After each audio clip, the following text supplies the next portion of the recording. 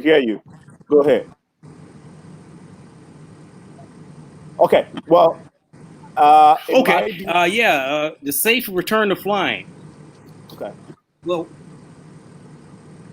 All right. So we might try. You may want to go out and try and come back in just like the first time.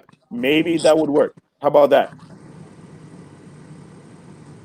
Okay. So welcome to the Progressive Mind Show again. If you just joined us, that was Captain Mike's segment. We've been having a little bit of glitch.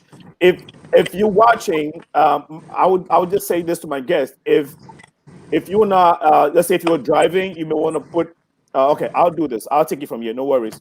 Um, I'll say you all can share the feed right now.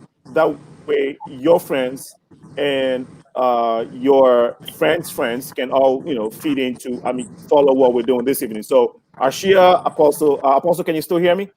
Yes. Okay. Jocelyn, if you all can hear me, you can go ahead and share the feed now. Okay. While we try to get Captain Mike back, whilst you're doing that, we'll try and get Captain Mike back to the feed. Captain Mike, can you hear me? Okay, yeah, still a little patchy. I may not have a great connection today. How are you hearing me? yeah, it's fine now. Okay, so we may have to suspend today's segment. How about that? All right, let's do that. Okay, let's Yeah, do I think I that. lost everything here. All right. Okay, we'll come back to Captain Mike if possible, but for now we would continue. Okay, okay, it is fine. Okay, I don't know where my brother is, but it's a lot of feedback. Okay, here we go. Okay, all well, nice and dandy. I will start with Apostle Bridget. Are you still here with us? Yes, I am. Okay, Apostle Bridget is the founder of um, Daughters of Destiny, if I got that right. That's correct. Excellent. Daughters of Destiny. She's also the senior pastor of um, uh, New Global Destiny Out Ministries. New Global Destiny Ministries. Apostle Bridget is not a stranger on the Progressive Mind Show. We've done something similar to this. I think sometime last year. You're welcome to the Progressive Mind Show, Apostle Bridget. Thank you. You're welcome. And next to her is Joselyn Akofa Amenyo. She is a registered nurse and also the CEO of Origin of Stars. She is also not a stranger on this show. We are glad to have you. Jocelyn, welcome to the Progressive Mind Show once again. Thank you. And Ashia, my beautiful sister, you're welcome to the Progressive Mind Show again. You are the co-founder of Susy's Place, empowering women, giving hope and empowering women. A great organization. We've worked in the past months or years, and it's been a great working relationship.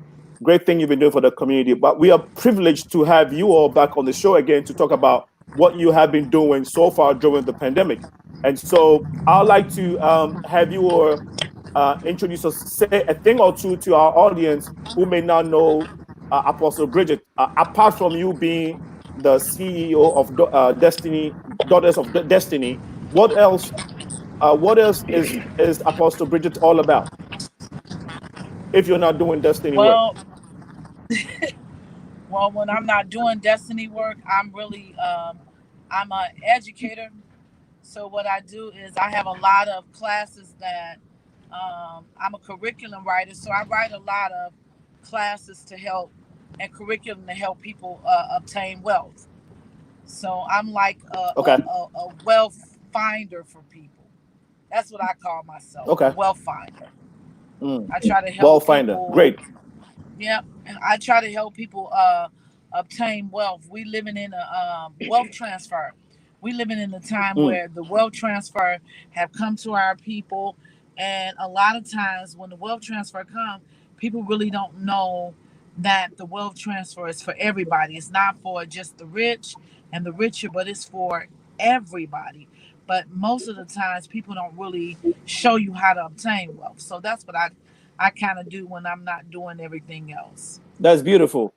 Jocelyn, you again, you are the CEO of Original Stars, but if Jocelyn is now busy doing, her profession as a nurse, what is she doing outside Original Stars, and what is she interested in? So if I'm not doing Original Stars, I'm working as a nurse, saving lives. And if I'm not doing that, I'm teaching as a Sunday school teacher. And if I'm not doing that, either organizing events, doing, decos for all types of events. My goal is just to bring every talent that is in me to make people happy. So basically, that's a little bit about me. And if that is still not, if I'm still not getting myself busy enough, then I do my artwork because I'm also very creative. Okay. Thanks for that brief introduction. Even though we got a little bit of background noise,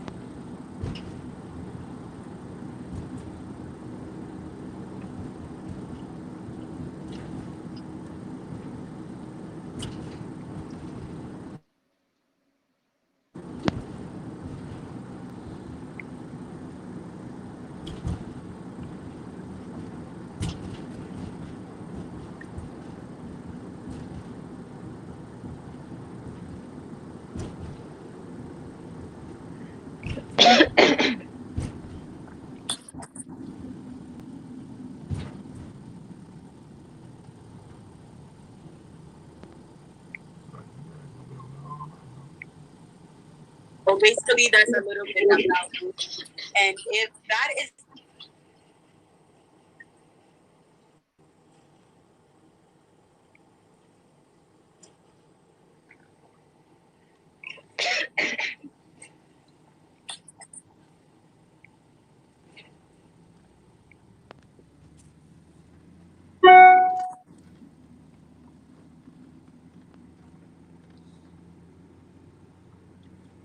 Did we lose them?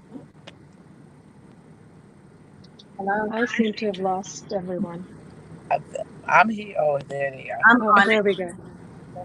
Okay. We're back. But I think we've lost the host.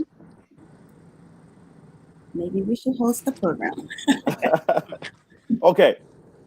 Amazing Grace, we are back. I don't know what's going on today. Everything had been fine up until now, but whatever it is it's all a blessing. We call it a blessing. We are great. We are grateful to have the opportunity to interact with the audience, to interact with you, my great guest. And so, whatever it is that is on the sides, we know it's all part of today's blessing. So, we would apologize to our audience once again. We'll try and get back to the conversation. If it keeps going on, what we may have to do is, if you're having technical issues, just log yourself out and come back in. We'll keep trying until it smoothens out. We are confident that it will smoothen out so we can have a very great, nice conversation. Ashia, I think we were on you, right? Okay, she can hear us. Can't seem to hear you. Yes, can you hear me? Okay, we'll do this, and then we'll try to get Ashia back. It is a great day today with all this Your voice skirmishes. is very muffled. It is? Okay. All right. Sonic, can you hear me? Yes, I can hear you. Can you hear me? Yeah, my apologies. My apologies. I had a poor move I had to make in the mix all this, but I'm still here though. That's fine. Can you, if you can hear me, go ahead and tell us. So Jason Jones is a student and also a youth advocate. He's also an urban gardener. Jason, you and I have worked a little bit in the community. We have been introducing ourselves, but again, it's been going in and out. Now, I'll say, if you're moving around, it may if you can stabilize yourself, that can help with the feed. Okay. All right. Can you still hear me, Jason? Okay. Can you see me okay? Yeah, we can see you. Yeah, I can hear you. I can hear you. Okay. Arshia, can you still hear me? Okay. Okay. Arshia, can you still hear me? Okay, you can hear me, right? Okay. All right, Jason, go ahead and tell us how. Yes. Go ahead and tell us what your observation and your opinion with regards to what has been going on so far with the pandemic, with the social unrest. That has been going so far. Your opinion briefly, and then we can go to the other guests for their contribution as well. Well, in my opinion, the global pandemic, I'll start in order. The global pandemic, I feel like, and I'm using the words of someone else, they said it's like it's peeling back the band-aid, it's peeling back the ugly scar of society, showing all its inconsistencies and the disparities, the racial disparities and stuff in the healthcare industry. And these disparities been existing for a long time, but now it's like the pandemic brought everything to the forefront. It's no way to hide it now. And even in the mix of a global pandemic, you still got different individuals in the profession that's choose to be racist. So that's funny, like, to see that. But with,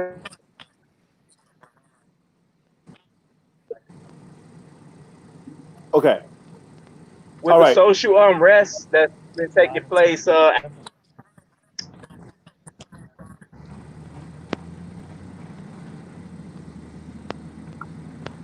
Okay.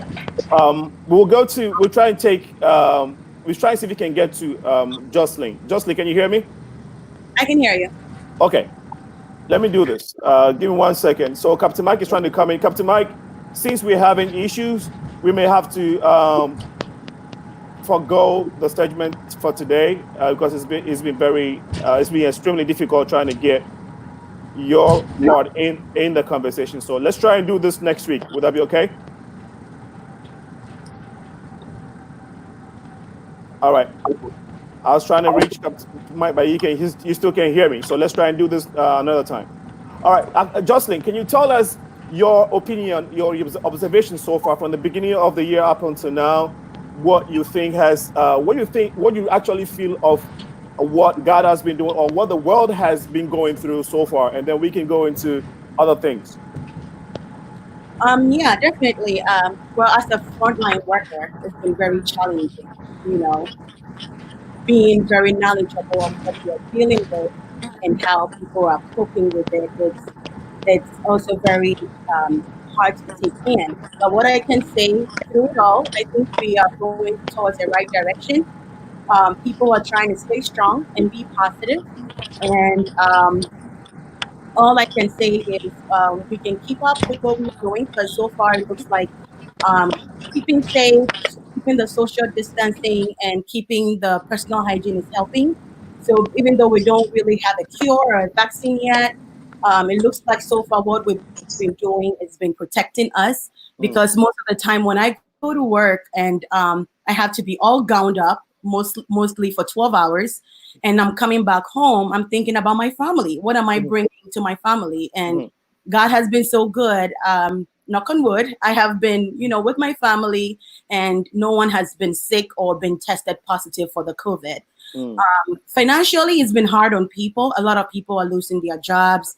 A lot of companies are collapsing. But one thing I also do believe is forcing some of us, or is forcing people to be creative in their own little ways and to make good use of their resources. So what I can say is, even though this has been a negative impact on all of us, let's try and pull through because very soon we're going to see the sun shining again. And let's keep doing the good things that we are doing. Okay. There has been a lot of social unrest for the past, I'll say, few weeks due to some of the political or social issues that has been going on. Would you want to take a second to maybe share your opinion? If not, we can go to our share. I'm sorry, can you come again with the question? with regards to some of the social issues that our society has been enduring so far, maybe for the past 2 3 weeks, as a citizen of this country, what is your opinion of what has been going on worldwide with regards to social, I would say, social struggle for people of black people basically, but not just black people, but everything you may have observed regarding social unrest. What is your opinion on that, if you have any? The little I can say about that is I want to say all lives matter. All lives do matter. The most reason why people are hearing Black Lives Matter more is because the Black community has suffered so much for so many years, and Right. It gets to a point when enough is enough, and then Right. you look at your children and they're looking at you and saying, "What are you doing? How are you protecting us?" One thing that hit me is when my nephew asked me, "So when I grow up, am I going to be killed this way?" Honestly, that threw me off the bus. I said, no, I feel like our voices haven't been heard enough. I feel like this has gone way long enough and it's time for a change. And so I am happy that we are protesting, but the downside is I do not appreciate the way people are looting and damaging the community that we have built. Because think of it, we are already under financial distress and we are destroying the little things that we have left. Now it will cost us more money and more time to fix this. So I say, yes, we have a voice. Let's put it through the right channel so we can be heard and save generations to come. But teaching them violence and teaching them the wrong way to do it, it won't cut it. Because I believe if Martin Luther King and all those people in the past have used violence, I don't think their voices would have been heard today. Okay. But again, when a person is pushed so much to the to the wall, you cannot tell what they can do to free themselves. I feel like Black people are choking. They're choking in this discrimination, and it's everywhere. It's everywhere in our job places, in our community, in our schools. And when enough is enough, you just won't change. And that is what we are all protesting for. All right, thank you. That's beautifully put. And one thing that you said that hit me is your nephew, who's also my nephew, asking if he's going to be treated this way or if he's going to be manhandled.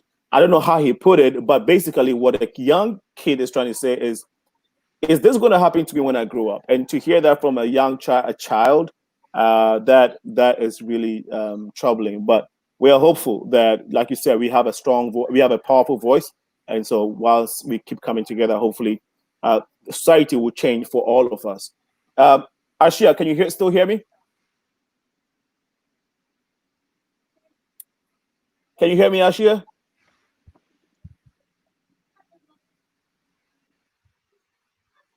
Okay. So Arshia cannot hear me. Maybe she will try and get she probably will try and get back in. But Apostle, can you hear me now?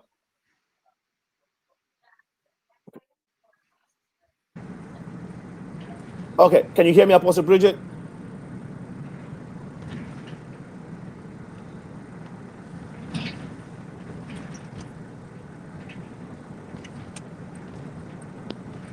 Okay. Arshia, how's it going? It's okay. It's okay. I can hear you now. Okay. All right. Good.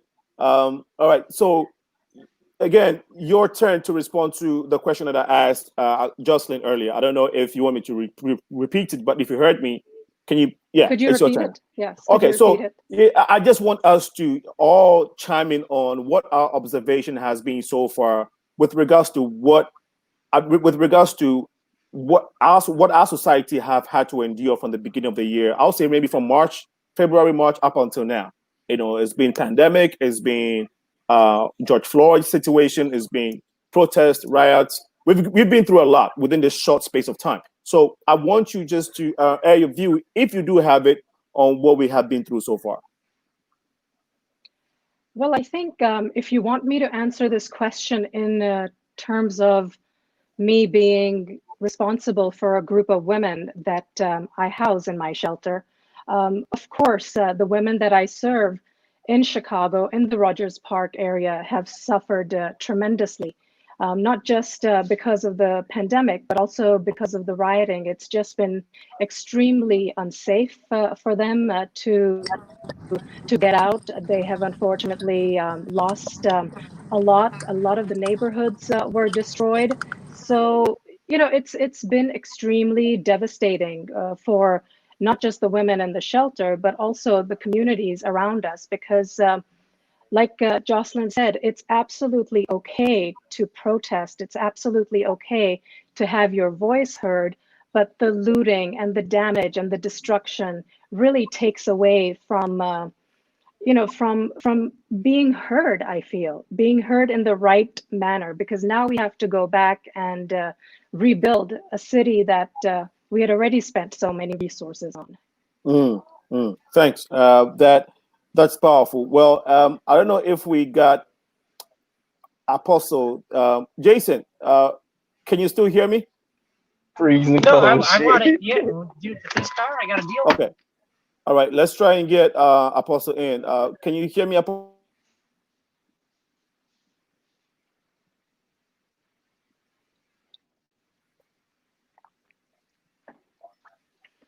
Okay. Can you hear me? Can you hear me? Yes, I can. Okay. So I don't know if you responded to this already, but I wanted to give you the opportunity to go ahead and do so if you may. Okay. We're having trouble with you, but we'll try and get to the others who we're Jocelyn and Arshia. You all can still hear me? I I can. can hear you.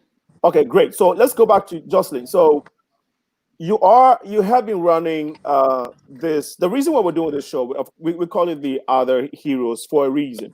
The progressive minds have taken, it up in on ourselves, upon ourselves to try to recognize, folks who are helping the community. In the past, we've tried to, identify some essential workers, frontliners, and brought them on the platform to share their stories, to honor them for their great work. You all might not necessarily be in that category as a frontliner, even though one or two of you on the guest are. What I'm trying to say is that what we want to do is to make sure our platform is provided to everybody that is on the ground that's doing a thing or the other for our society. And we do really appreciate that in spite of the difficulties that we all are going through, financially, socially, mentally, and everything, you sacrifice, you risk everything to go the extra mile in helping others so that others can have happiness, so that people can have, so you can put a smile on people's faces. And these things are hard to find in people, so if you are going, going out your comfort zones to provide comfort and help to people, it is very essential and very important that we let the world know what you guys are doing. And so Jocelyn, tell us, you run Origin of Stars. I would like you to share the concept of Origin of Stars so that people can understand what Origin of Stars stand for. Okay, thank you. First of all, I'd like to say kudos to my team. Original Stars team has been doing a great job during this pandemic. Original Stars stands for the less privileged children in the community. Mm-hmm. So currently we are registered in the United States of America and also in Ghana. We are hoping and we are working hard to spread our wings globally. So hopefully one day we get there. Our vision is to tap on that natural talent that God has placed in children, because I believe that when the seed has the right nourishment, definitely they will blossom and they will flourish and go directly to the pathway that God has ordained for them. Okay. The mission is to provide for those kids, guide them, and assist them with anything that is needed necessarily to help them be that responsible adult. So with that being said, ORgeon is original, the original state of stars. So where stars are made or where stars are born. So we believe all these children are born stars. All they need All they need is the right people, the right tools to help them shine as bright as they can. You know, this one analogy that I always use to explain ORgeon is when you look in the sky in the night, you see stars, but you don't see all the stars shining. At one point, one comes out. At one point, you might see some. So the ones that are shining are those who are turned, are those whose time are due to be seen. And those that are not shining when the time is due, they also come in the beam light. So what ORgeon or the team is doing backdoor is preparing these kids um, to be the responsible or to be those stars that they hope to be. So with that being said, we do run a whole lot of programs and it's tailored to the location. So in the United States, we cannot draw a program that fits the needs of the community. In Ghana, we also do likewise. So I would say in the United States, one thing we have noted is parents suffer a lot with childcare. Parents suffer a lot with taking care of their children in terms of after school, who is Okay. going to. I'll let you come to the specifics in terms of the projects that you're doing in the regions. But I think I'm very impressed with the concept in the first place, and with you being present in two countries. I'll say two continents. That is a huge task, for a young lady who has a lot of responsibilities as well. And so that is very impressive, very, very impressive. But we'll go to Arshia to give us give us the concept of Susy's Place. Well, Susie's Place is a domestic violence shelter for women.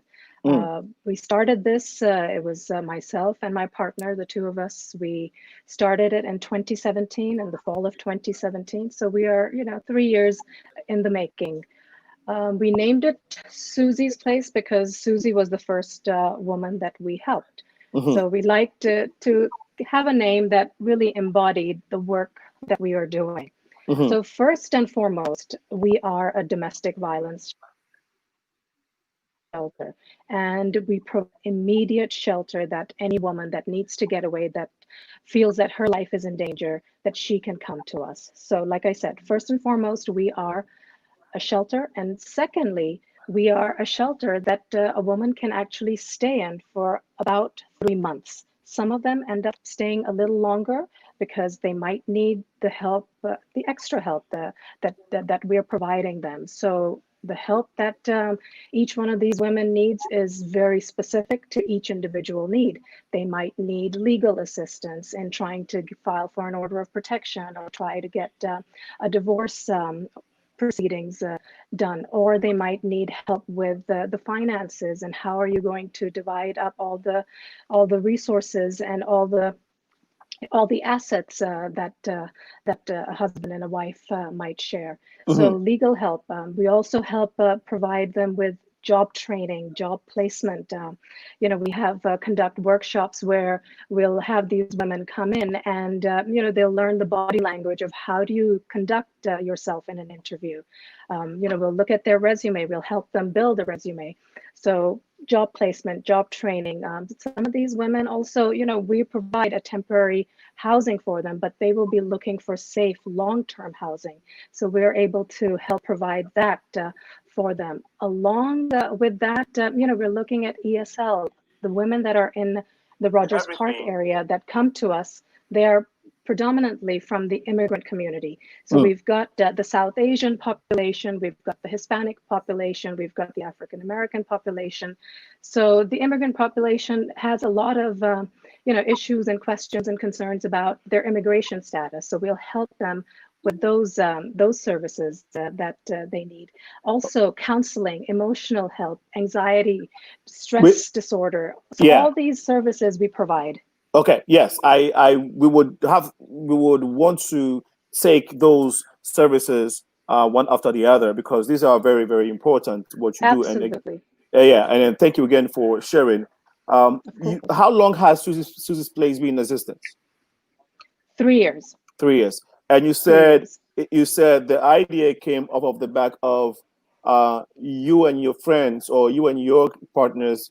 Was it was it a situation where you witnessed a domestic violence or somebody went through it personally? Yes, somebody was going through a domestic violence situation, and we were in the right place at the right time. You know how that phrase goes. So Mm, we were able to help her, to counsel her, and to really help her back on her feet. We were able to help her get an education. We were able to help her get a job. She was in fact doing very well, but we know the cycle of domestic violence, unfortunately. mm, And unfortunately, they do turn around and go back mm. to their aggressor. So there are some very good days that we have, and also sometimes we struggle with helping these women. It hurts, it tears your heart, but we're in it for the long haul, and we're going to make as much of a difference as we can, trying to build awareness, trying to build, a way to get at these women and try to make sure that we are easily accessible to them. So by going into the communities, by going into schools, by going into colleges, by going into Mm. churches, Okay. synagogues, Mm. mosques, and things like that. So again, getting ourselves out there so these women know that we are here to help them. That is great. That's very insightful. And I will come back so you can tell us the um, the the magnitude of domestic violence in this country. I mean, I know we hear Of it, course. passively sometimes, but you Hmm. being in the field and seeing these things every day, you can help educate us and give us an insight to, what are the gravity of the situation. Absolutely. Okay, all right. But Jocelyn, let's Absolutely. come back. Let's come back to Original Stars and your operations in Ghana. We'll come to America. Of course, this is where you live, and I know you're doing some projects here. But what have during this pandemic, with my following of you and my research, I understand and saw your team working in Ghana, literally passing out, I think, nose mask, food in Tema. I know you are working with the local government in Tema. Tell us about that.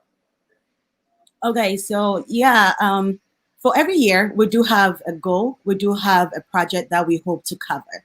So Hmm. of course, no one was expecting a pandemic. So Hmm.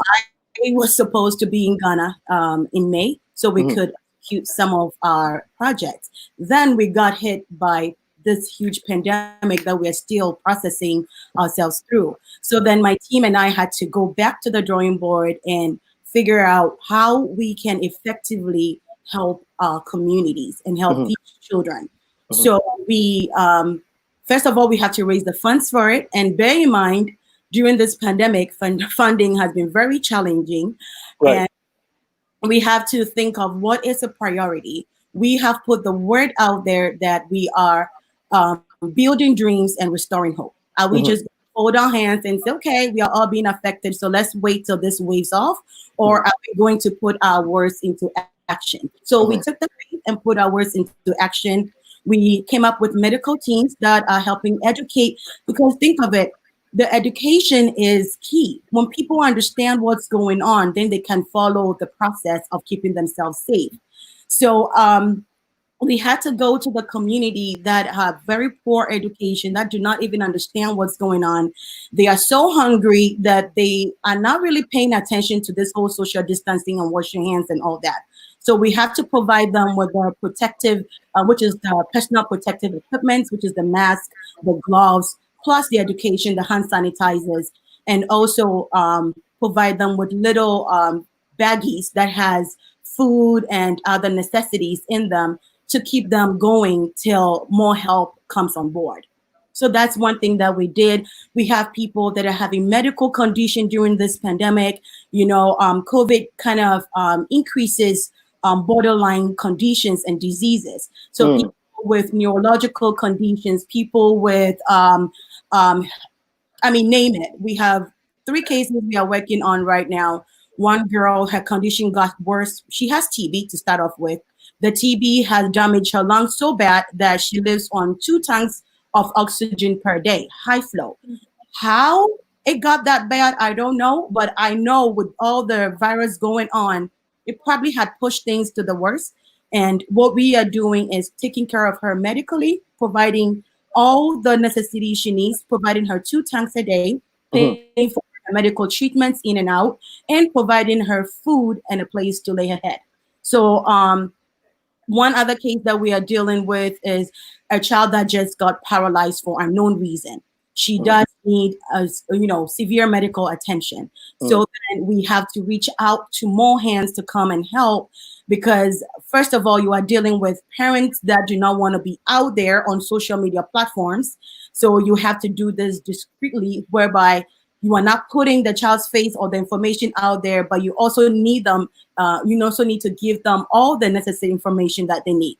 The parents do not work, so we have to financially stabilize them. We have to provide food. We have to provide, even transportation to be able to take this child in and out from the house to the hospital. So it's been very challenging for us, but we are not giving up. We are pushing as far as we can and as far as our hands can reach. How many years have you been running this organization so far? So we started way back in Ghana in 2007. And ORgeon it's gone through its ups and downs. And we had to rebrand ourselves in 2018 relating to a whole lot of issues. But when we did the rebranding, so from 2007 to now, if I'm not lying, I would say approximately 12 years we've been running. When we thought of it, and we were all, thinking, about how we can help. The name Original Stars came up. Our first donation, I remember, supporting you, and we went to Apostle. No, what's his name? Mattel.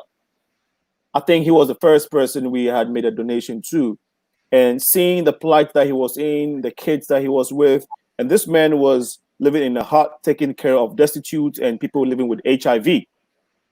And he was living in a hut with his wife, 2 or 3 kids, with snakes and all kinds of reptiles crawling into his hut.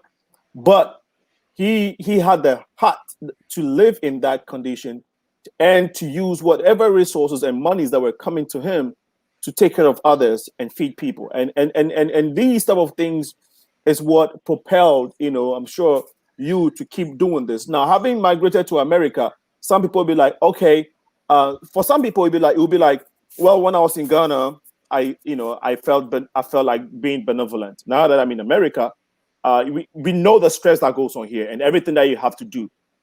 My point is, having been through all the challenges in America, it would have been very easy for you to have forgone this vision and to just moved on and do other things. What has kept you to stay glued to that vision of, Origin of Stars, giving hope to people and still, connecting to kids back home and helping them the way you have been? What keeps you that impetus, that intrinsic motivation? Well, one thing I say to people is ORgeon is me. I am ORgeon. I believe I was made for this. I exist, or my purpose on earth is to be able to help those vulnerable children as much as I can. My background, I am coming from a broken home. And one thing I've realized about malfunctioned homes is the kids are the receiver and you are always getting the negatives or the positive. And so when a child is coming from a poor background, the weight is lying on the child. And ORgeon started from a little boy that inspired me so much. So this is the beginning of ORgeon. So I will cut long story short. He was an orphan who was going to offices to pick trash to be able to feed himself for a day. So I got to talk to him, got to find out his issues and problems. And I said, okay, I will take care of you. Just come every day to my office. Don't do any of these, trash picking. Just come and I'll assist you. Long story short, I don't want to go into details. A long story. It got to a point I couldn't find my little boy anymore. He wasn't coming to me. And I once upon chanced on him on an empty store that was next by my office with another boy being sexually involved. So I asked myself, back then he was just 8 years old. An 8-year-old having a sexual affair with another, with a partner in the same sex. These are boys. So it struck me. I asked myself, same age, same height. and they are all boys. If it was to be a girl and a boy, I mean, that's understandable. But at that time, way back in 2007, I asked in Ghana. Right. So then I asked myself, who is introducing this child to such activities? Or what is he watching? Or who is abusing him, sexually, that is making him transfer it onto other people? So that kind of challenged me. And I said, what can I do in my own little way to save these vulnerable ones? Because they are innocent. They are so innocent, and kids are great receivers. Whatever you give them, whatever you show them, whatever environment they are shaped with, that's who they become. So then we have to come up with a team to do as much as we can to help these little ones that are found in such situations. So that is the beginning of ORgeon. His name is Nee, and wherever he is, I believe that one day I'll still find that little boy. Wow. Powerful story. Actually, when you hear some of these things, I never knew this story. This is my sister. And Joselyn has never shared this. I mean, if she has, I don't think I've ever heard it. And so, this is a powerful story. And so when people, and this is why we do these things. When people go through this and they have these type of stories, we want to share it. We want the world to know that there are very big heroes out there. A lot of heroes out there in different shapes or forms, and you are part of them. You represent a ton of them, and any opportunities that we get, we will try and get them on the platform to share their stories. And so, Joselyn, thanks for sharing that and letting the world know your story. We'll come back to you again. But Arshia, you said that you deal with these domestic violence women. In your experience, in your line of work, which of the sexes would you say are recipients or suffer domestic violence more? Well, 70% more are females. Females. Just to give you a couple, are females, yes. A few statistics, and your mind will be blown. Every 9 seconds, a woman is assaulted or battered in the United States. Every 9 seconds. Every 9 seconds. 1 in 3 women in the United States will be either physically assaulted or stalked by an intimate partner. So 1 in 3 women. And another huge number, 20,000 phone calls a day are received by the domestic violence hotline. Wow. Okay, so if you imagine that this was a problem to begin with, this pandemic hasn't helped at all, because what it has done is unfortunately confined these women in their homes with their children, with their aggressor, and there is really no way to get out. And the shelters, unfortunately, have had to either close their doors because they can't be taking in any new clients, new survivors, because we don't want, God forbid, that contamination to happen in the shelter where the women are already staying. So during this 3-month lockdown, city offices have been closed, immigration offices have been closed. We can't get Medicaid for the women that need to apply for that. We can't go ahead and try to find permanent long-term housing for these women. A lot of these women have also lost their jobs. So how are they going to survive? Funding for our own shelters have diminished. So it's been an extremely challenging situation. Emotionally, you can just imagine all of the services we've had to reinvent and bring them online for our clients. Our legal help is done via phone, via the internet. Our workshops, our therapy sessions, we've got amazing therapists that work with these women who are all sensitive to trauma, They're trained to be sensitive to trauma, and they're also trained to be aware and informed that these women are going through a hell of a time right now. So we've had to kind of reinvent ourselves, and like this, we're doing our workshops online. And slowly, as the courts open up, as the immigration offices open up, as the city government offices open up, we're going to start building up a backlog of almost 3-4 months. Wow. So it's been very challenging, extremely challenging. How can you even wrap your head around it that every 9 seconds a woman is being domestically violated, or Yeah. The first 2 weeks of our pandemic, the first 2 weeks of April, was a 13% rise in the number of calls to the police department and to the hotline. Wow. So you cannot wrap your head around it. It's a reality. It's something that needs to be addressed. And I thank you, Sana, Progressive Mind, for doing this and introducing this idea of how we all can help. I think, we don't need to be an advocate or an activist. If you know somebody in your family, in your friends circle, in your community, you feel or have an inclination that they might be going through a tough time, stay connected with those people. Give them a phone call, go to their doorstep and just, show your face so they know that somebody is there that they can reach out to. We were very blessed by our mayor, Lori Lightfoot, when she ordered the Lyft services and the Uber services to be connected with the domestic violence hotline. And if any woman during this pandemic needed to get away, there would always be that option that an Uber service can be sent to the house to take them to wherever they feel they can be safer.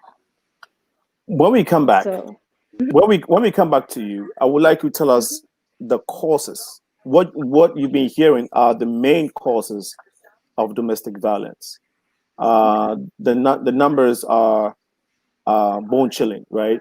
And we would want to we would like this to sink in. You got to sink in, and I feel like we ought to pray for our society, because if you don't experience this, thank God. If you haven't ever seen it, thank God. But can you imagine the reason why it touches me when I'm talking about this? Because I've seen it. Last year, I had to rescue a lady at Chicago Heights. There was a mall. I was driving. This guy literally had this young lady on the wall. He lifted the young lady off of the ground. The young lady's legs were hanging in the air, and her back was on the wall, and his both hands were on the lady's throat. And there was a little baby in a stroller by them. And I was driving. I had to stop where I was, rush out of my car. Could not even turn off the car engine. I just rushed out and had to do something. And so I intervened. It was a scuffle, but it ended well. The police came in, rescued the baby, rescued the young lady. It was a long day, but I've seen it. Well, you were the good Samaritan there, right? That's what it is. I think people should not be afraid to look around their surroundings and and see that this is wrong, and how can I, in a very careful manner, try to diffuse the situation. Exactly, because to your point, there were people standing by. The reason why I panicked was because I saw the whole time when I was driving towards the store, and this was going, and there were people standing by, just saying stop, and nobody was actually going to. I'm like, I couldn't remember, and I saw I'm like, this is death. I'm like, no, this at any point in time, this little girl can. I mean, and she wasn't a huge lady. She was a young lady, not heavy set. So and can you imagine a young lady's feet hanging and being slammed to the wall outside? in 30 seconds she could go off. So anyway, let's come back to the show. Let's come back to it. Of course. Yeah. Apostle Bridget is back on the feed. We lost you for a second, but thank goodness that you were here. Can you hear us? Good. Okay. Yes, that is my bad. Great. You can hear me now, right? Yes, I can hear you well. Excellent. So we have been sharing a story about we've taken turns to talk about what our organizations are into and what we're doing and whatnot. So please go ahead and tell us what the Daughters of Destiny is all about and how you've been able to sustain yourself during this pandemic. I know you're doing some great work, but tell us the concept of Daughters of Destiny. So thank you. So Daughters of Destiny is a multi-consortium organization that consists of one third part goods and the other part services. So what we offer is we offer a lot of goods and services to Cook County. As long as you live in Cook County or Illinois, we offer. We have a diaper bank, which is really I'm really proud of because we're able to distribute diapers to this date. We've already distributed 1 million diapers to the community, so that's great. We have a period poverty bank, and period poverty because it's a lot of women that suffer from period poverty. We don't talk about period poverty enough because a lot of people feel that it's over in foreign countries, but it's here in America. You have a lot of women who suffer from not being able to buy sanitary products when they menstrual come. So we are strong advocates for period poverty. We have a food bank, we have a clothing bank, and now we have a global distribution bank, which I'm really excited about because we actually went global during the pandemic. And that's kind of strange when everyone said that they were barely making it, and things were scarce. Things were not scarce for our organization. We actually were able to sign so many thousands of corporations that's helping us to get goods in the community. So that I am so excited about because at first we were getting goods that helped only Illinois. Now we're getting goods that help other cities now and now countries. So I'm super excited about that. That's so impressive. You rightly put it. People are struggling and people are barely making it, locally, and yet you're getting resources to go global and uh, actually to have sufficient and not to be calling for aid is something very impressive. So thanks for doing a great job. It's 7 p.m. here in the city of Chicago. It's June 17th, 2020. You're listening to the Progressive Minds Show. I'm your host, Sana, aka Alinko. My great guests today are Joselyn, Arshia, and Apostle Bridget. Thank you. This is a special one, and the special one, as what you may have seen it's the platform that we want to dedicate to these heroes. We call them other heroes because they deserve to be acknowledged for the great work they're putting in and the sacrifice that they have to endure to give other people joy and happiness and hope. And so we really appreciate you all. If you just join us on Facebook, please help share the feed, and so that these great stories will not be uh, heard by just us. Everybody else that needs to hear this can hear it and be inspired. And even those who are not privileged to listen to this, after this, they will be able to watch it on the Progressive Minds page. Also, our Facebook is active. It's live right now on our YouTube page. Our YouTube page is active, so this show is live on it right now. It's the Progressive Minds page. If you go on YouTube and you type Progressive Minds page, you can see it. After the show, again, you can watch it if you missed this. Let's acknowledge our Facebook followers, and then we can come back here. I think I'm getting some crackling in the feed. Let me see who that might be coming from. Okay. Well, Rebecca Muddy joined us. She says, God richly bless you. Thank you so much, Rebecca. She says, God richly bless you all for your good hearts to help others. Thank you. Noble Chadre says, great show. Thank you so much, Noble. Asante Van Sweet says, wonderful show. Hey, Emmanuel, how are you? Thank you for joining in. I know it's about midnight in Ghana right now. Thanks for joining in. And regards to your beautiful girlfriend, okay? I hope she's watching the show with you, Emmanuel. Say hi to her. Anyway, Adam Fofi is also here. Great job, brother, Adam Fofi.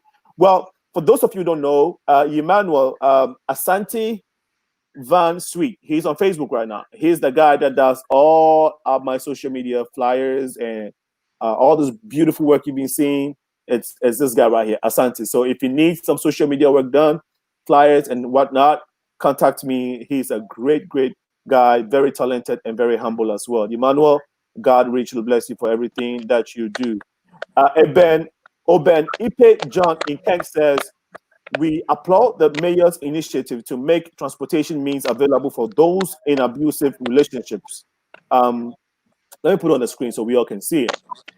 Thanks to the men and women who put their lives at risk to rescue the vulnerable. Brother Lincoln, thank you for saving the lady's life. Oh man, I thank God that that lady got out of that trouble. Whether God used me or used others, my great joy is that she got out of that trouble. And so we are grateful to God for protecting us each day, each day, each day. Now, each day we're grateful to God. Let me go out. Let me go back to the next feed. Ope says, I am familiar with same-sex partner cases in Africa. In the same, if the 8-year-old boy, he could have been sexually abused and now identify with his sexual orientation, or he just identified himself as gay and trying to explore this new identity. I am sorry he disappeared. I hope you find him again and help him explore his new experiences. Let me do this. Okay, great. Let's see if we can take a few more comments.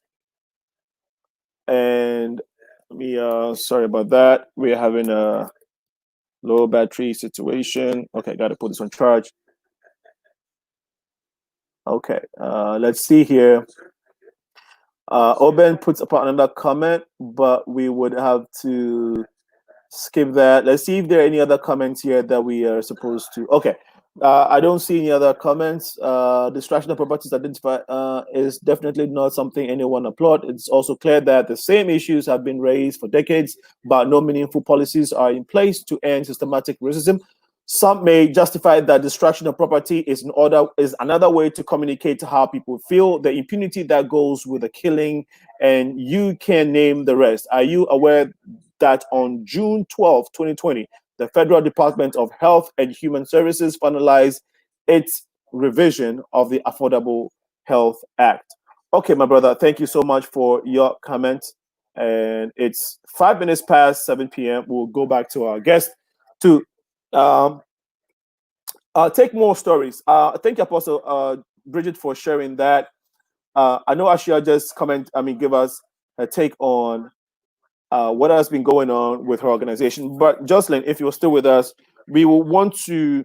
So you definitely did this great job in Tema. Did you? And I know you were. I don't know if you were in the news, but I think there was a video, and I saw one of the community, now say the alderman of Tema, we call it assemblyman or TDC. There was some government official, local government officials that came to your team back in Ghana while we were doing the voluntary work. Now, did you initiate the contact with the local government to say, hey, we are coming to do this in your community. We are coming to help your community during this pandemic. So come and work with us, or they reached out to you because you're already doing the job? Okay, so during the pandemic, Sana, thank you for the question, though. We needed permission to be able to have my team stay safe as well when they go out to execute or do these donations. So we had to seek permission from the Tema mayor, and so that was how we got to meet him. And he said, oh, great initiative. I would go ahead and give you permission as long as you want to be able to help the community. But this is also a challenge we are having. We're trying to clean up the community because there are choke gutters. There are so many filth all around us. And if we don't clean it up, of course, we are going to also get sick from other diseases.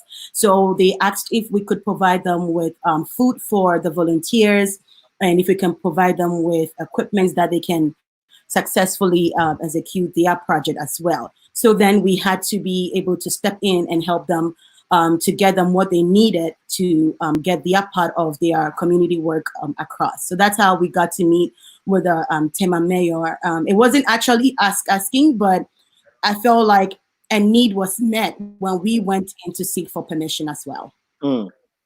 How are you getting funding to do all these projects? You are not you are not a millionaire yet, and and you just started your career in nursing. It's not like you made a ton of money somewhere. I know how you strive to keep this organization, and you have a whole team. And I know you pay these guys back in Ghana, right? So some way or the other, you're providing maybe other streams of income or employment for these young people, and also helping. How are you able to raise all those funds to fund these projects, basically? Okay, so one thing about nonprofit organizations, we don't pay, we don't give our salaries, we give compensation because it's more of voluntary work. So some of my team members are volunteering their services. So kudos to them, and also shout out to all our sponsors and donors, those who have not given up on us. Original Stars is 20% private donation and 80% self-funded. So yes, it's been very challenging, but God has been faithful. How we do it, honestly, I do not know.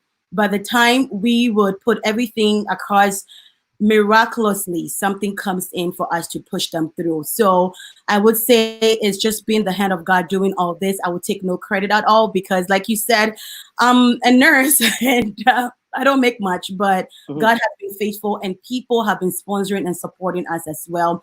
So yes, our secretaries and those who are full-time employees, they do get compensation. But trust me, people have been volunteering their services. Shout out to Ima, he's on the line. His professional name is Van. He has been doing our videos, our flyers, and everything for free. Our project manager, James Anane, has also been taking care of everything in terms of how we use our funds in Ghana, how everything is structured. We have put up a couple of things that are pulling in income here and there, and also providing job opportunities for the parents of these kids that are not working. And to say that, when Arshia was talking about violence with mothers and from families, guess what? Who is more of a receiver? The children. The children are receiving it more, because when the mom is being abused and is out of the house, what happens to the children? Right. So these kids are most concerned because they also go through so much abuse you cannot imagine. And as being children, they become so shut down because they cannot even voice it out or even explain or express what is going on. Recently, a 3-year-old was brutally beaten by his father just for peeing on the bed. Brutally. I'm talking about head to toe. If you go on our YouTube channel, you'll find those videos. It was actually covered by a journalist in Ghana called Erastus from Media House in Ghana.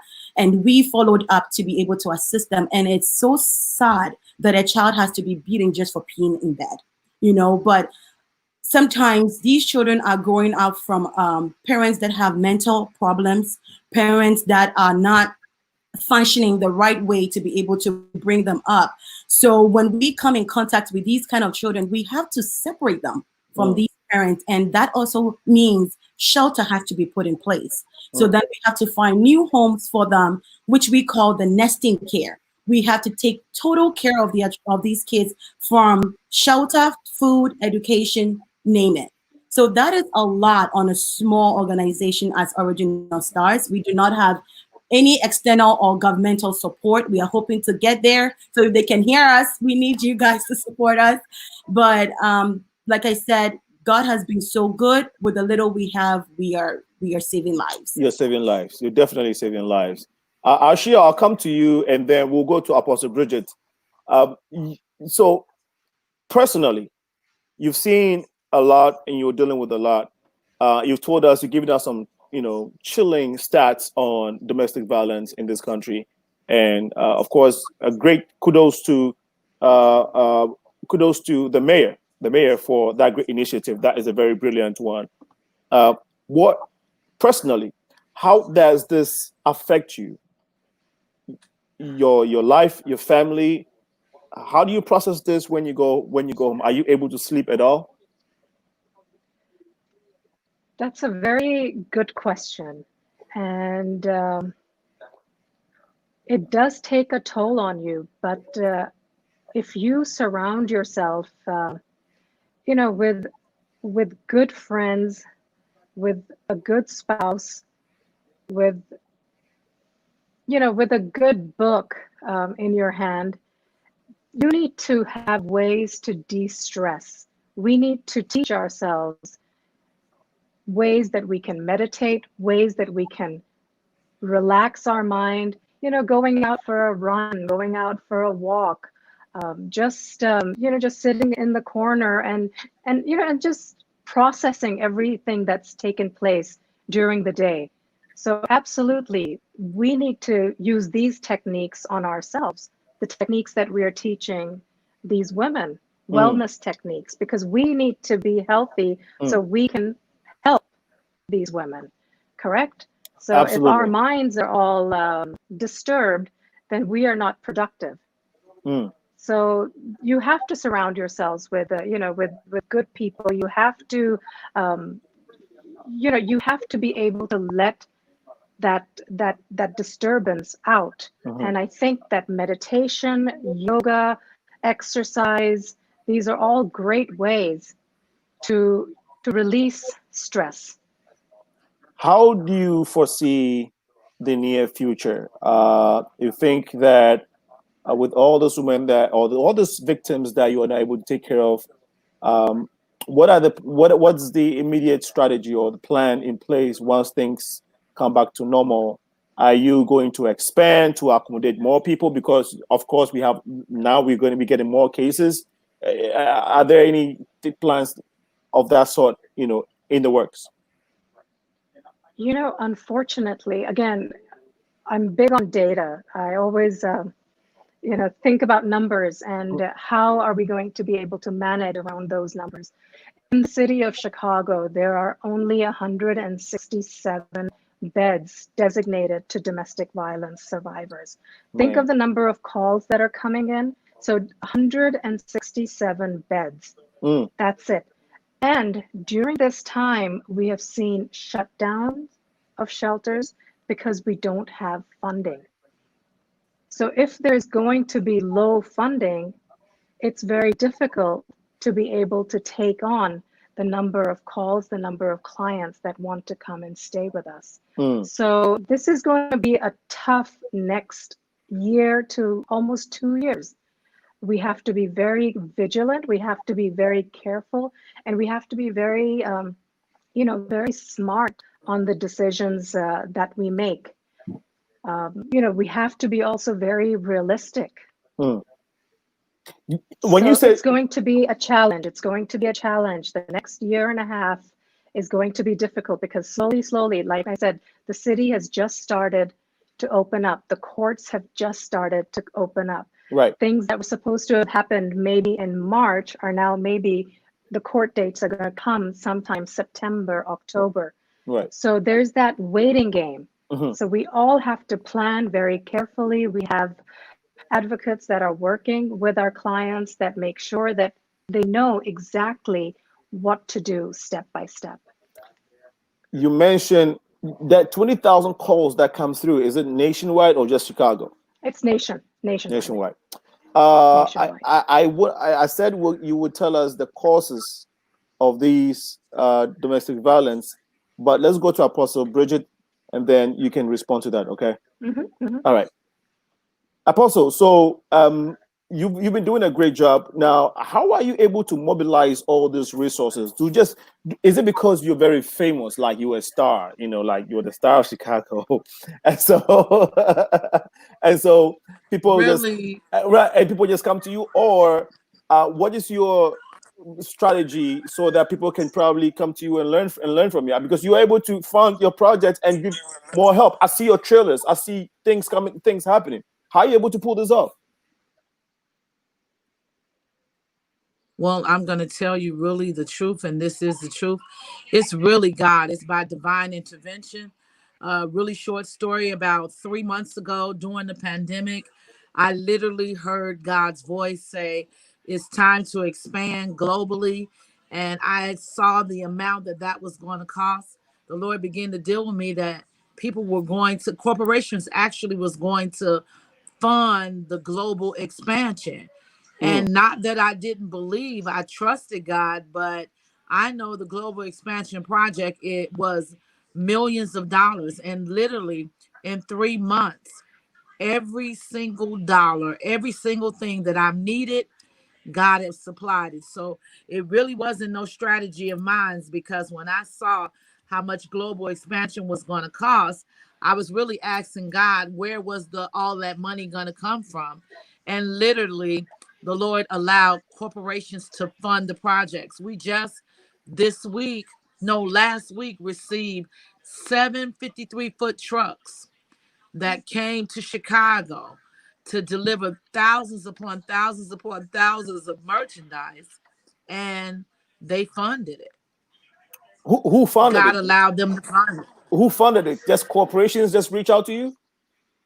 Corporations, uh, you know, um, corporations funded it, and the Lord blessed me with the funds to fund the rest. So it really haven't been a strategy of mine. It was divine intervention during the pandemic. God began to let me know that people can prosper during the pandemic.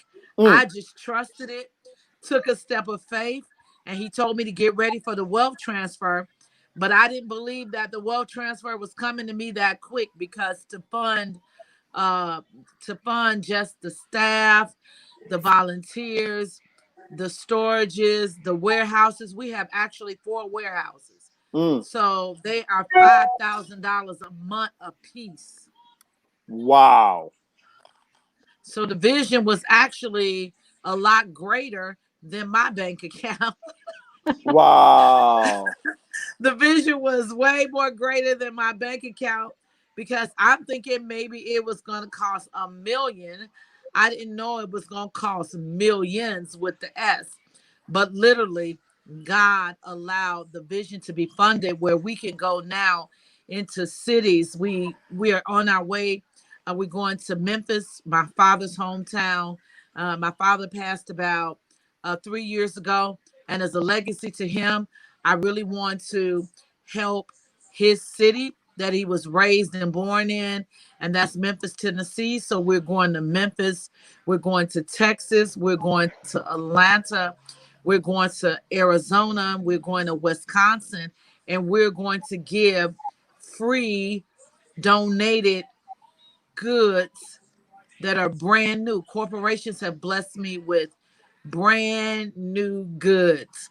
Okay. If you Can go you? on my Facebook page, I'm sorry, go ahead. No, I was going to ask you, what are some of the items, or yeah, can you say some of the items there? Yep. Yeah.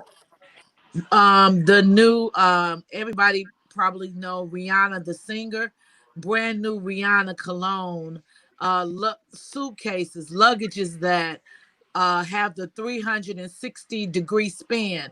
That means when you go into the airport, you don't have to try to pull them, you don't have to tug them. They automatically pull by you just pressing the handle. They are titanium.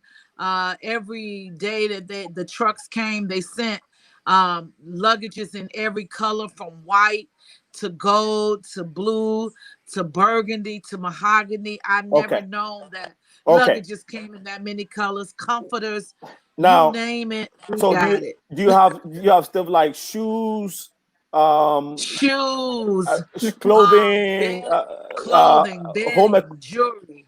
Okay. So on that, okay, that said, we got some projects. Jocelyn got some need in Africa. I don't know if your outreach. You said you were global. So if you say global, can you mention some of the countries that you've been working with? So far we've been working with Jamaica. We've been working with some countries in Africa. So I'm looking to expand into other countries. I'm looking to expand into other cities. Like Okay. I said, 3 months ago we started. We always had expansion, but not global. The Okay. expansion was actually a local expansion, but 3 months ago, I was able to sign a global expansion deal from 14,000 corporations. Okay. So please adapt Ghana. Okay. We can talk about the formalities after the show, but I hope you can include Ghana in it. Yes. Jocelyn is already doing a great job in Ghana. So maybe this will be a great opportunity for some kind of partnership where we can, help a whole lot of people in Africa. And we have people from Cameroon. My brother Obin is from Cameroon, and I'm sure that you can abduct Cameroon too. So there are great, great, great resources. I mean, there are opportunities for the abundant resources that God has blessed you with. Okay, so Yes. but we just want to take the opportunity to thank you for Thank you. allowing yourself for God to use in this way. We will come back to you to tell us more stories on what where you're currently distributing to, and what and some of the challenges, if you have. Looks like you don't have any challenges at all. The way you sound, No, I don't I think. do. I would love to tell you the challenge. Yeah, Okay. I do. I do have some challenges, but the Okay. challenges are not great. They Okay. really small. Great. We'll give the opportunity to do so. Let's go to Arshia again so she can tell us the causes of to her, in her opinion and per her job and her experience. Let us know some of the causes. Before that, though, one of our listeners is called Sunshine, and we here today. It's your birthday. We're getting feedback a lot. I don't know who's moving. Okay, so Happy birthday. Sunshine, yes, happy birthday to you from the Progressive Mind Show. We thank God for your life. We pray that you would live long to fulfill all your dreams. Okay, we pray that you become a very rich, rich, rich, wealthy person too. Um, so let's take this comment from Oben. He says, when you conceive an initiative that impacts lives, God blesses you with all it takes to accomplish your project. I'd like to volunteer when you come to Texas. I like to have your contact. Okay. So, Apostle, you have a volunteer already.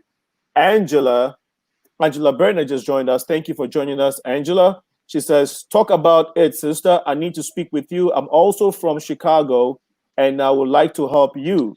Help us because we need people like you. Let's do God's work together. Thank you so much for your comment, Angela Bernard. Um, let's see if we can pick another comment. Okay, so Sunshine says, I was invited by Jason Jones to watch, and I'm happy to be able to listen on my birthday today. I have not been fortunate to have heard about of these wonderful organizations outside of this. How do we bridge the gap with? Okay, outside of this, how do we bridge the gap with knowing about the resources for many that are not on Facebook who would get government assistance? Okay, Sunshine, that's a very great, great contribution and a question. I'm sure that my guests would leave their information, their contact information, so you can reach out to them. Okay, you can also reach out to me, and I'll provide you that information. Johnny Wood says, Jocelyn, I pray and hope you could find the 8-year-old again. He needs some help. Some of us would be able to help your foundation financially. God bless. Okay, Johnny Woods. Yes, the pocket is deep, so make sure that when you are when you're bringing the funds, it's big. Johnny Woods is one of my favorites. He's always been a good fan, a good brother, a good supporter of the show. God bless you, Johnny Woods. Royal Black Jesus says, way to go, Alinko. What's up, Black Jesus? Tonight, Black Jesus is on. Okay, last night you won your games. Tonight, you're not going to win. Bernard DKD Ni Bote says, Hello, long time. My brother, long time. Yes, indeed, long time. And let's get in touch sometimes, okay? Thank you for joining the show. Please share the feed so we can all benefit from what we're talking about today. Uh, Just later. okay, so Arshia, tell us some of the causes quickly of domestic violence in Chicago, at least. If you can give us some numbers nationwide, that's fine. But yes, go ahead, please. Well, domestic violence and domestic violent relationships Mhm. all happen because the perpetrator wants power and control, right? Right. So the story that you told of when you were driving by and you saw a woman, who was being choked and was being lifted up and was pushed up against a wall, right? Mhm, mhm, So that is again control. How do you show control?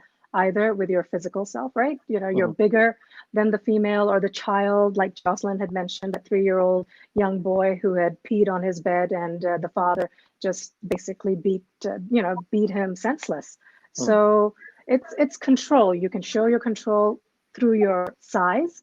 You can show control through your emotions. Emotionally, you can violate somebody and keep telling them that you're a terrible wife or you're a terrible mother. You don't keep the house clean. Why should I be married to you? So constantly just putting them down. These are all ways that you can emotionally abuse somebody. You can also emotionally abuse somebody by also, not emotionally abuse, but spiritually abuse somebody. And say that, look at the way you are. You don't go to church, or you don't go to the mosque, or you don't go to the synagogue. God doesn't like people like you. God mhm. doesn't like people like you who don't take care of their children. You're always on the phone with your friends. You don't do anything. That's another form of abuse. Another, fourth form of abuse is economic abuse. In a patriarchal society where the man is the head of the family, majority of the finances, majority of the control, bank-wise, monetary-wise, is in his hand. So he will allocate the resources to the wife or to the girlfriend and will keep the money to himself and give her only as needed. Okay, here's the money to do the groceries, or here's the money you need to go and get some clothes. Here's the money you can go and get something or supplies for the kids. So we've got that type of a control. The population that I deal with in Rogers Park is predominantly an immigrant population. So again, the dominant person, the perpetrator, is saying, you know what?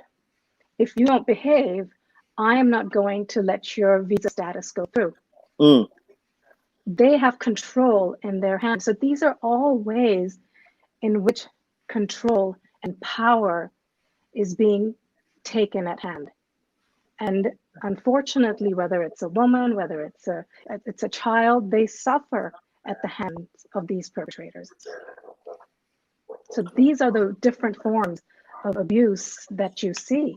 And Now, this no, is just on a day in, day out basis. So think about it. How does that affect somebody emotionally? How is that going to affect them physically? So all the services, everything that we provide to these women, whether it's the safe house, the shelter that they stay in, whether it's our services, it's a continuum of services that we provide. Whether it's those, all of our services are trauma sensitive. All of our service providers are trauma informed because there is a huge trauma that is related to this type of physical, emotional, spiritual, economic immigration abuse. okay. So, okay. Thank you so much for enlightening us with that. I think Angela asked a question. She wants someone to respond to it.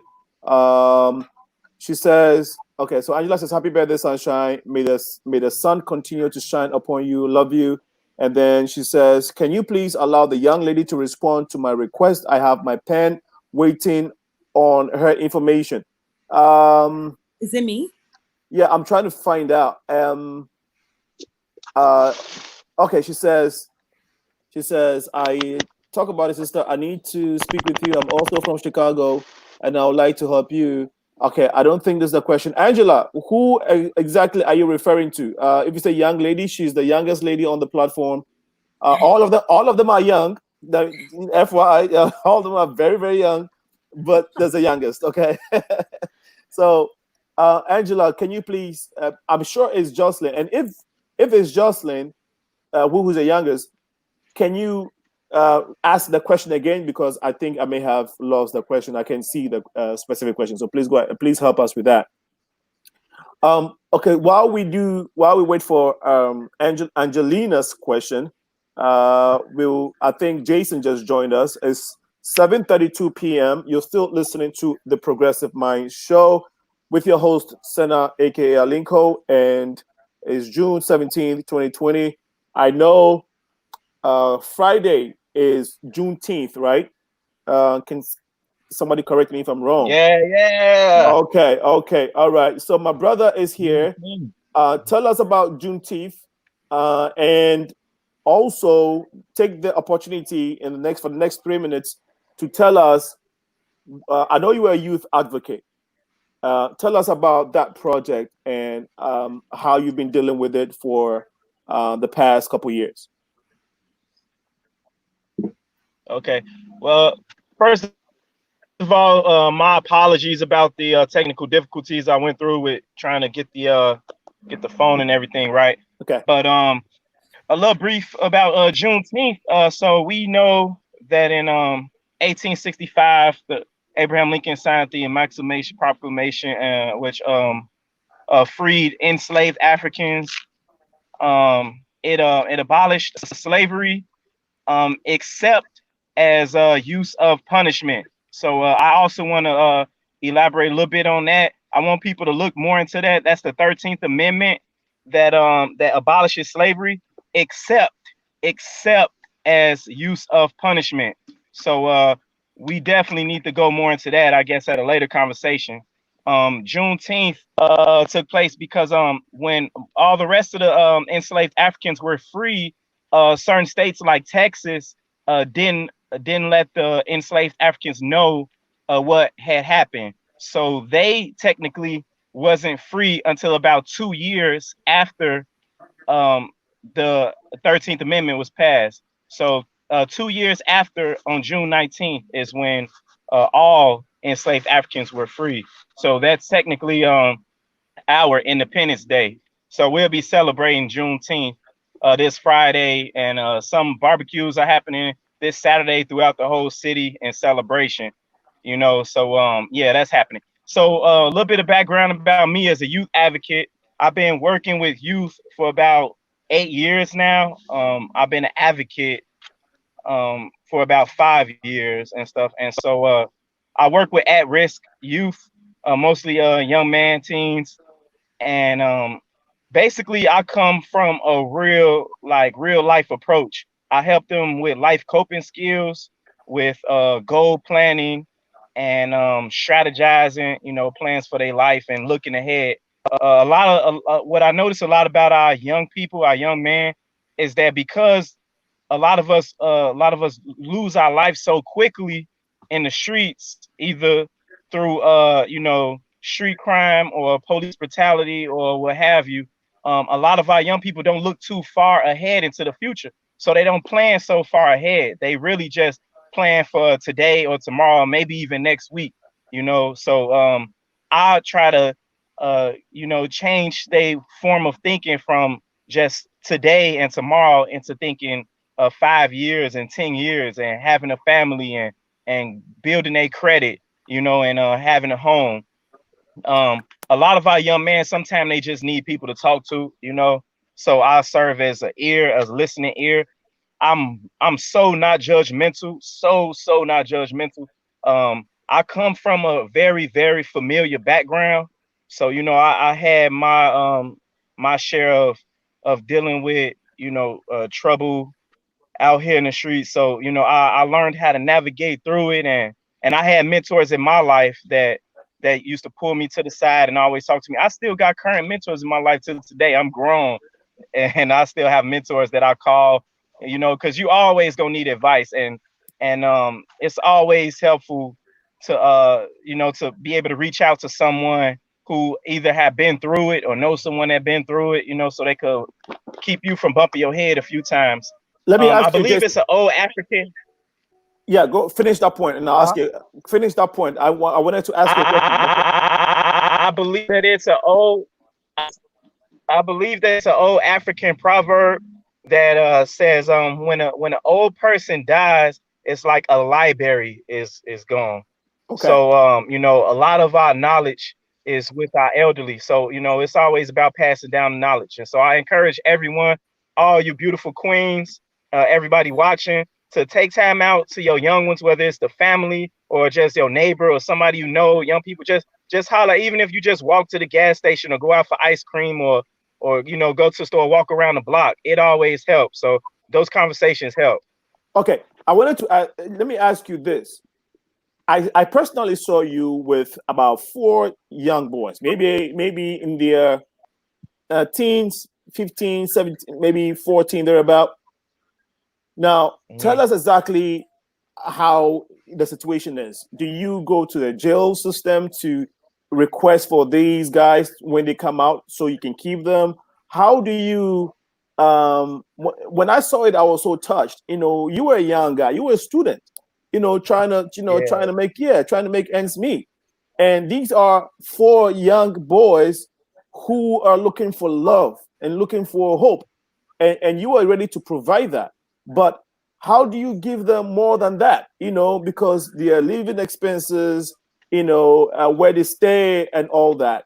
How can you walk us through day to day on how you survive with these kids and what mentally, some of the mental stress that they go through?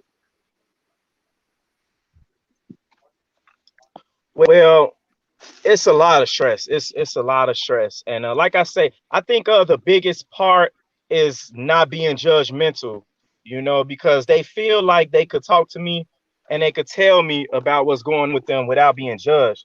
A lot of times, when they talk to other people, and they tell them like, yeah, man, I just stayed the night at this girl house, or I just tried weed. I just smoked weed for the first time, or I drank some alcohol. Like immediately you jumping down their throat, you automatically attacking them, and they are shut off, they are shut down, and they won't feel comfortable with sharing with you their personal life experiences anymore. So I do my best to keep that door open and make them feel like they're not being judged at all, so they could share those personal life events with me, and I can help guide them through. So let's say, for example, my young man, like you say, they be 18, 19. So most of them are sexually active.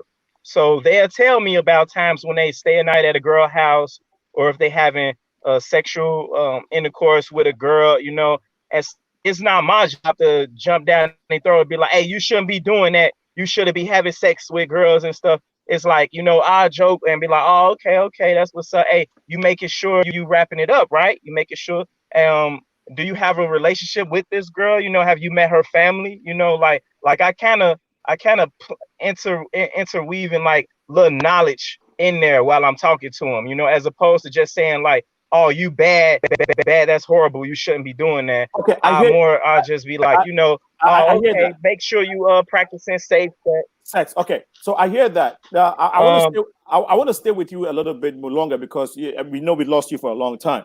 Quickly, how do you? What are some of the reasons why these kids end up in jail in the first place? Like when they come out, do they tell you the stuff they did and why they did it, and if they feel like going back to it and stuff?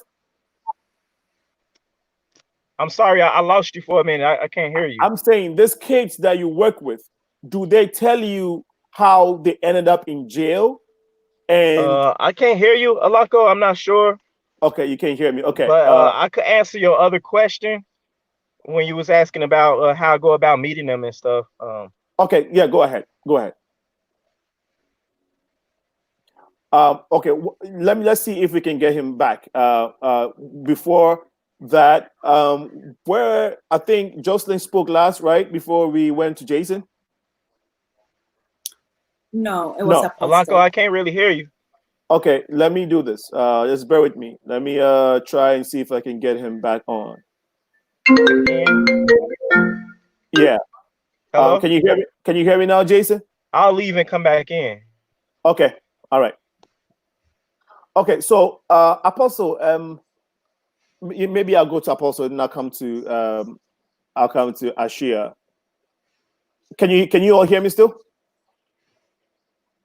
Apostle, can you hear me? Yes, I can hear you. Okay. I think Apostle is not able to hear me. Okay. Can you hear me now, Apostle? You muted my mic is Yeah. I can hear you. Great. Okay. Sorry, I think I muted for a second because I was getting feedback. Angelina wanted your information. So quickly give us your information and then tell us your challenges, please. 548-0637. You can contact me. Can you hear me now? Yes. You can contact me at area code 708, or you can follow me on Facebook, Apostle Bridget Outlaw. And so some of my challenges is the number did not come through right. So can you say it one more time, please?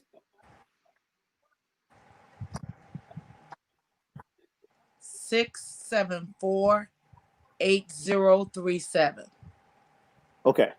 708 674 8037. Okay, the connection is not helping, but Angelina, if you got it, that's fine. If not, you can follow her on Facebook, Apostle Bridget Outlaw, or you can reach out to the Progressive Minds. You can message us on Facebook or shoot me an email at info.progressiveminds@gmail.com. I think we got Jason back. Okay, Apostle Outlaw, can you go ahead with your challenges, please? So my biggest challenge is poverty-stricken mentality. Oh man, Sometimes that's good. trying to erase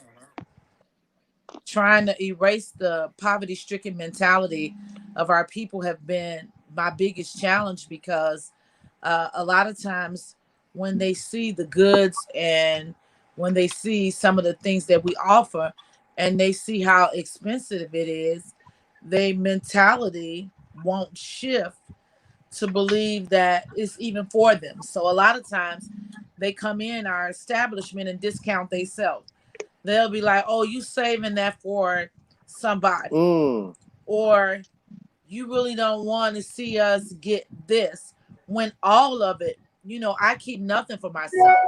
So the poverty-stricken mentality, helping to shift poverty mindsets, have been my hardest challenge. Getting our people to believe that we're good enough to accept nice things without any strings attached.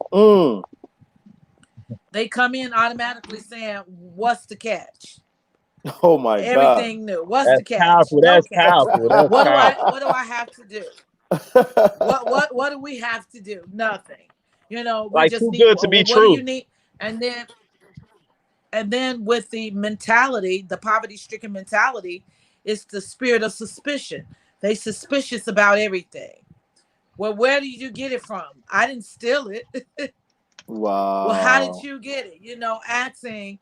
So sometimes they discount themselves out of getting quality items. And that's my biggest challenge. Wow. Really trying to help people feel like they good enough to receive.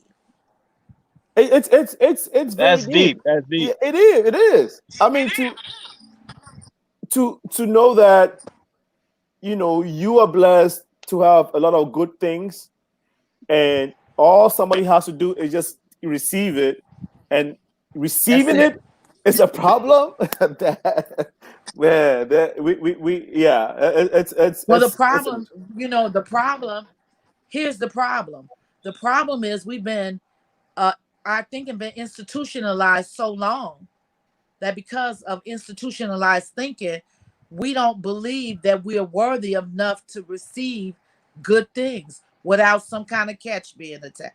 They'll ask me, oh, you must want me to come to your church. I said, well, if you don't never come to my church, I'm good with it. Oh, you must want you it's something you want, person, and I just want to be a blessing to people. It can be free. They don't see that at first. It's a lot of suspicion. Yeah. It's 55 million questions.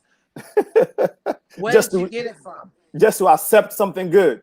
Why you really want to help me? The whole What idea is is if like if something is too good the to be real true, it usually is or catch? something. And there's no catch. Okay. All right. Thank you so much for sharing. Listeners, we are still logged onto the Progressive Mind Show. It's 7:47. Yeah, but I've been, thank you. Okay, 7:47 p.m. and we would be maybe in the next 15 minutes or so, we would try and end the discussion this evening. My guests so far have been great. Jason, we had a little glitch. He came back. Apostle Bridget, Joselyn Akofa Amenyo is the CEO of ORgeon of Stars. Apostle Bridget, of course, is the founder of Destiny, Daughters of Destiny. And then we have Arshia Hasnain, my Liverpool rival friend, who is the co-founder of Susy's Place. Joselyn, tell us your projects in Chicago. I know ORgeon of Stars, you mentioned that you have projects in Africa and here as well. What are not just Chicago, but let us know what your projects are when it comes to the United States. Okay. Thank you, Senna. So before I go on that, Apostle Bridget, real quick, probably we'll have to talk after this because we also do have a drive that was going on in Ghana. We're hoping to open, get a store, like a thrift store open where kids can get free clothes. People can just walk in and get whatever they want for free. So definitely we need to link up on that. Yes. And I believe in humanitarian organization linking up to support each other. So definitely we'll also support you in whatever the needs may be. So Senna, back to your question. In the United States, we have realized that before you continue, we don't seem to have light. I don't know if maybe the lighting system, but if it's not from your end, it seems a little dark. We can barely see your face. Really? Yes. Okay. Better? Yeah, this helps. This helps. Yeah. So now I'm throwing light on my face. we want to see your pretty face. Throw more light. All right. Because we know you're single too. So maybe maybe yeah. Single, easy working for that. No, you're not. All right. So back to your question. One of the things that bother us when we come to the United States is families being able to have me time with their kids, or even having a safe place to put their kids after school, or even a break from their children. So we are putting together after school program, and there's ongoing a free summer tutoring on Zoom. You can go to our website, sign up your kids. It's up to grade 8, kindergarten, preschool, all the way to grade 8. We have tutors who have volunteered to assist your kids through the summer. It's 8 weeks long. So if you want to sign up, please contact us. We'll help you register. And that being said, like I said, we also have free babysitting that we are coming up with, free after school program where kids can get free food and get a place to stay and be safe, so their parents, get off from work or are able to run errands and come back and pick them. So those are the few things that are going on in Chicago for now. Okay. So what is the tutorial program information again? Can you provide us with that information? It's free summer tutoring for 8 weeks. For 8 weeks. Okay. And if people want to sign up, they can just... Honestly, it's already started. Class have already been ongoing. It started just this Monday. So if you want to register, you will have to call our hotline so we can manually register you. It will be the 844. Yes. 39 4020. Okay, that number again. 844-339-4020. That is our official number. People used to have the chance to go on the website and register, but we have closed registration and classes have already started. But if you're still interested, just call us and we'll manually put you into the class. And what ages? What ages are we talking about? We have preschools, kindergarten, and from grade 1 to grade 8. Okay. Preschool, kindergarten, and then grade 1 to grade 8. Mm-hmm. Grade 8. Okay. So it's about 9 minutes. We will try and wrap it up. We'll come to Arshia to give us a little bit insight to what her organization, Susie's Place, does for our community. Of course, you told us some of the things that you do. You were going into some of the detail, the specifics, like you say, you go to churches, you go to communities. So maybe elaborate a little bit on how you, if you're not getting calls, what is your outreach strategy, and what are the challenges you find when you are trying to implement these outreach strategies in terms of trying to seek help, like literally scout people who may be going through domestic violence? Do you have anything of the sort going on? Is there a strategy for that? Absolutely, Okay. absolutely. Okay. So first and foremost, like I told you, I do go into the school environment. I'll go into college environments. I'll go into places of worships, and have a dialogue with them. I'll ask them, how's your community doing? Do they feel the need to have somebody like me come in and speak? And I am a professional public speaker, so I'm very comfortable giving these talks, and I'm also bilingual. So it helps when you're able to speak in the language that you're trying to communicate a cause to. So, of course, going into these spaces is key. But before the pandemic, what we were doing is that we were holding various events within our area, working in partnership with the local alderman, working with the local police department, working with partner agency, inviting people, to come. We'll host a high tea. We'll host during the month of Ramadan, like we I had shared with you the last time I was here. We will hold daily feedings for anybody who needs to come in. It's a free meal during dinner time, and people can come in and volunteer to serve food, to cook the food. It's a communal kind of a project. And when you have communities that come together in one space, we also talk about the work that we do. So it's awareness building. During the Thanksgiving time, we'll partner with the various mayors of the south side of Chicago, and we'll go distribute turkeys in their neighborhood. And people might ask, what does Susie's Place, a domestic violence shelter, have to do with distributing turkeys to the south side of Chicago? But it's again getting our word out. When somebody hears, okay, who's Susie's Place? What do you guys do? Ah, okay, you're a domestic violence help. Oh, I see. I've got a friend that might, use your services. So I'll hand out my cards. I'll hand out our pamphlets, our flyers. So it's a great way for us to go into different communities and talk about the work we do, but at the same time, like during Thanksgiving, we're distributing free turkeys. During the month of Ramadan, we've got a month long of food service that we provide to Okay. anybody. And at one time, we've got almost 100 people that show up for an evening dinner. So Okay. 30 days in a row. Okay. We I think we lost Jason again, and it's 5 minutes. So for the next, there are three of you left now. I would I would start from Apostle Bridget for the next minute. Tell us what you haven't been able to say. I know we lost a lot of time due to the technical difficulties, but maybe your last words with regards to your organization. What is next to come with Daughters of Destiny? And then any other last words that you may have to share with the audience. It's your turn, please. Yes. So one thing I would love to say before I get off the line is letting people know to stay encouraged and that it's possible to prosper in the pandemic. One of the keys to prospering is you have to really keep God first.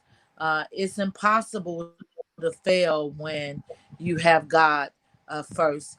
The second thing I would like to say about our next is going into international waters. And so that's what we are working on, training.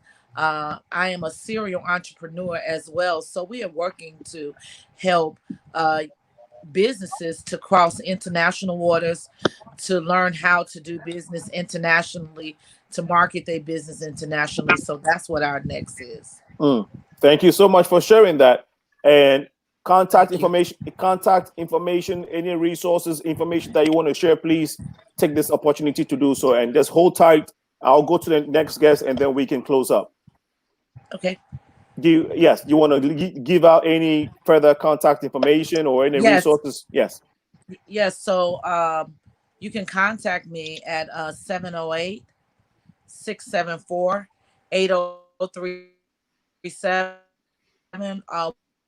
we were just recently blessed about 4 weeks ago with brand new children's clothes from the children's place. Beautiful dresses, beautiful boy clothes. You can call me and make an appointment if you know children that are in need of beautiful clothes. That's a part of our kid initiative. If you need to reach me, you can reach out to me on Facebook at Apostle Bridget Outlaw. I have no gatekeepers. I will talk to anybody. I will help anybody that I can. That was all I need to say. Thank you. Thank you so much. And just hang on tight for us. That number, anytime, for some reason, when you're saying everything else, it's fine. But when you give it out that number, we just get that staticky thing. And so we're not getting it clearly. But I'll just tell anybody watching this show that if you want to reach any of my guests, any of our guests, actually, text, you can email, info.progressiveminds@gmail.com. I'm going to try and see if I can type it here. Info.progressive progressiveminds@gmail.com. Okay, and I'll see if I can get Apostle's number so I can put it in the box as well. Okay, all right. So it's info.progressiveminds@gmail.com. Yes, I think I got it. Okay, so it's in the chat. Anybody you can send me an email and I'll get to my guest for you. What's the okay? So Joselyn, no, Jason, you just got in. Give us your last words. Give if you want any other information that you want to, any contact information you want to pass out. Please go ahead and do so. Well, you could always follow me on IG at JReal Fitness. I do holistic health. You know, I'm into urban gardening. I'm always into community service. I'm all about networking and building. So if you about networking and building and developing, you know, just reach out to me, and however we could help each other or whatever, you know, I'm down. Okay. Like I say, my main skills is with working with the youth and urban gardening. So however I could help in that area. What type of help do you need? Any help with the youth? Do you want people to reach out to you for help with the youth? I mean, you can. I mean, you know, help is always appreciated. You know, but so what you could do really is just start. What people could do, Sana, for me, bro, is just start with their own family and start with the people close to them. Just the young people around you, just take action, you know, just start having conversations, you know.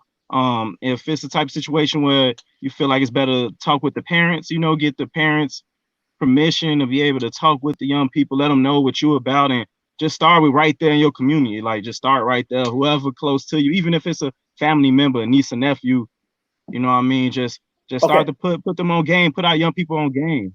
Thank you. Somebody may not understand if you say put them on game. What do you mean by that? What I mean by put them on game is put them on the things that help you be successful in life. Like if put them on the right school path and staying out the way, keeping your circle small. Okay.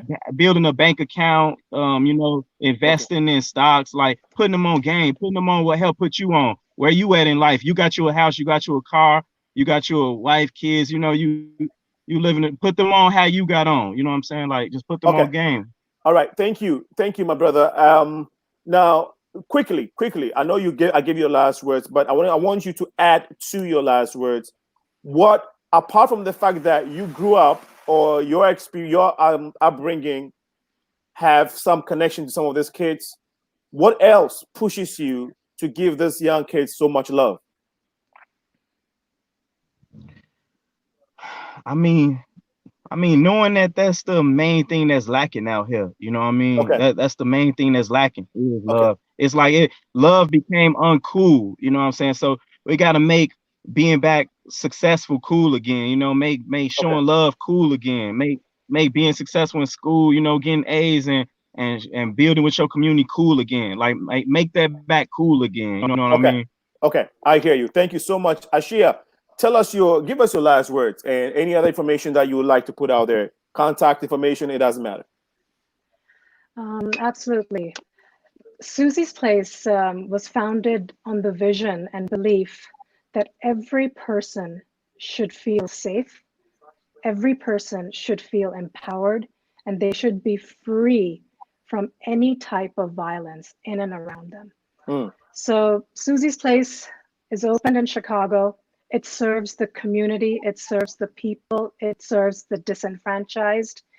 And the only way that we can grow and do our work better is if you out there, the audience that is listening, can help us. So we are always looking for ways for audiences to come reach out, help us, whether it's financial help, whether it's volunteer pro bono help. We need all the help you can get because this is a partnership as a community. We work together, we build each other up. And, like Jason said, that, it's love. We're missing love in this equation. So please reach out to me if you can volunteer, 630-561-5870. And if you can donate, please go to our website, www.susysplace.org, click on the donate button. And, every dollar helps. Every dollar helps to help that woman get back on her feet. Thank you so much. Thank you for having me. Thank you for having me on this show. You're welcome. And we'll have Joselyn would have the last word, and then we can bring a great discussion to a beautiful closing. Okay, thank you, Senator. First of all, thanks for the opportunity for having us on your platform. One thing I always say is who we are sometimes doesn't matter. It's what we do. And how we come on earth or how we were born or who even birthed us sometimes doesn't matter, or how we leave the earth or how we die doesn't matter. It's what we did on earth whilst we were here. And saying that, be inspired, be motivated to help, any organization that is spreading love or that is trying to save humanity, be part of the team. Help us build dreams, help us restore hopes.